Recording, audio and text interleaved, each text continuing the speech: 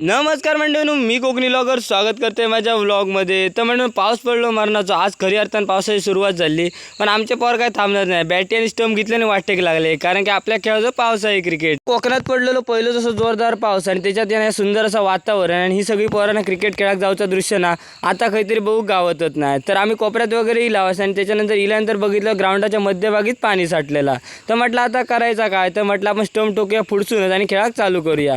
तर आमच्याकडचे मने आणि बंड्यान सपास स्टंप वगैरे ठोकू घेतले आणि त्याच्यानंतर म्हटलं आता खेळाक चालू करूया. टीमी वगैरे पाडलो आणि आपापली जागा सगळेजण आपापल्याने घेतल्याने आणि त्याच्यानंतर थेट आपण क्रिकेट चालू केला. तर सपास क्रिकेट चालू केलं. वरती वातावरण बघायला असं ढगाळच होता, कारण की पाऊस चालू झालो का वातावरण काय सुधरत नाही. तर अशा प्रकारे क्रिकेट खेळायची ना कोकणात मजा काहीतरी वेगळीच असा.